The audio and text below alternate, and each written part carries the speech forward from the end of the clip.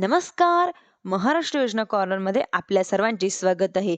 आजच्या व्हिडिओच्या माध्यमातून आपण बघणार आहोत की हिवाळी अधिवेशनामध्ये शेतकऱ्यांसाठी काय म्हणजे नियोजन करण्यात आले व काय योजना काढण्यात आल्या, आपण संपूर्ण माहिती आजच्या व्हिडिओमध्ये जाणून घेणार आहोत.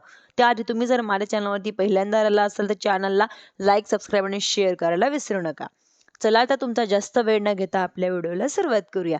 महाराष्ट्र कृषी उत्पन्न पणन सुधारित विषयक मंजूर, म्हणजेच की आता राज्यातील बाजार समित्यांमध्ये व्यापाऱ्यांसाठी युनिफाईड सिंगल ट्रेडिंग लायसन्स देण्याची तरतूद. इतर राज्यांनी जारी केलेले युनिफाईड सिंगल ट्रेडिंग लायसन्स महाराष्ट्रात व्यापारासाठी वैध ठरणार आहे. दुसरा म्हणजेच की महाराष्ट्र जमीन महसूल संहिता विधेयक, म्हणजेच की राज्यात जमीन महसूल प्रक्रियेला सुलभता आणण्यासाठी आंशिक परवानगीची म्हणजे अट रद्द केल्यानंतर त्यापुढील सनद घेण्यासाठी अटही रद्द करण्यात आली असून या संदर्भातील विधेयक महसूल मंत्री चंद्रशेखर बावनकुळे यांनी मांडली आहे.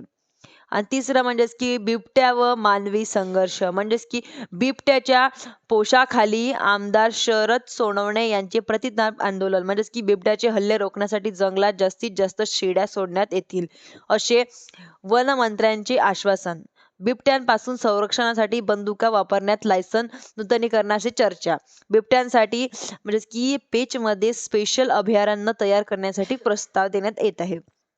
तर पुढचं बघणार आहोत की 75,000 कोटीची पुरवणी मागण्यात मंजूर, म्हणजेच की आपत्ती व्यवस्थापन, कृषी व ग्रामीण विकास, पायाभूत सुविधा, सामाजिक कल्याण यासाठी 75,268 कोटीच्या पुरवण्या मागण्यात मान्य केल्या.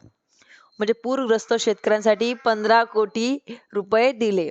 मुख्यमंत्री बळीराजा योजनेसाठी 9,000 कोटी रुपये दिले. कर्जमाफीवर निर्णय नाही दिला आणखी, म्हणजे की शेतकऱ्यांना संपूर्ण कर्जमाफीवर हिवाळी अधिवेशनात कोणताही निर्णय घेण्यात आलेला नाहीये.